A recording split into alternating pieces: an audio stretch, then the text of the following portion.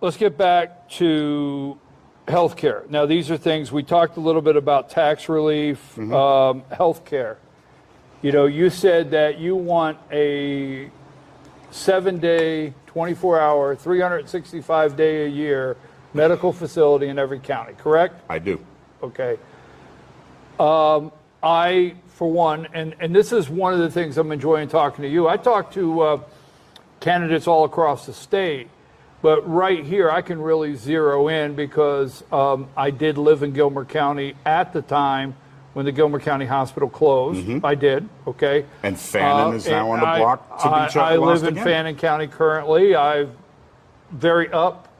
I know the struggles that Union County has gone through. Yep. So I would be the first to agree that a healthcare facility, basic care, we'll call it that, is lacking. Absolutely. So, but what we don't address is how are we getting there? You said you want that. I would be the first to say, okay, all right, the citizens of this county, Dawson County, Lumpkin County, Fannin, Gilmer, Pickens. Pickens has Piedmont Hospital. Piedmont Hospital. How do we get there? Well, Piedmont and Union General here in Union County, they've inherited the medical care for Fannin and Gilmer. Correct. If Fannin does end up getting closed, and again, it's on the chopping block, another 4 in addition to the 10 or 12 that have already closed. There's apparently 10 that are in troubled area. Yeah. So I'll address the funding thing in a second. But from a very real day-to-day perspective, what is the impact of there not being a hospital in Gilmer and Fannin? One, it's a longer drive for medical care, either routine or emergency. 2, the stress, pressure, and workload on the hospital doctors, nurses, and staff at the remaining hospital rises exponentially. And not to be flippant in any way, but what is the cost of putting a medical facility in each county versus the life of someone who can't get to a medical facility on time or in time?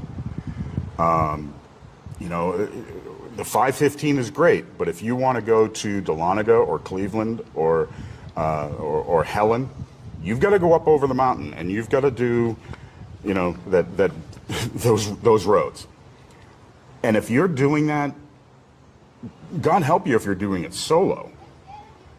But you're sick and somebody has to drive you an hour and a half to the nearest medical facility. I'm sorry, that is unacceptable. And there's no realistic cost that I would consider not worth that. Now, to the funding issue. Again, I'm going to look at the same layered structure of funding, with new or increased taxes being at the absolute bottom of the priority list. And I don't think the fact that we have counties not only don't have hospitals but don't have any clinics is, what country is that? That, you know, we have the greatest healthcare system in the world, but around here it's if you can get to it. So I realize it's a very lofty goal to say I want to put a clinic in every county. But how lofty is that when you look at the humanitarian side?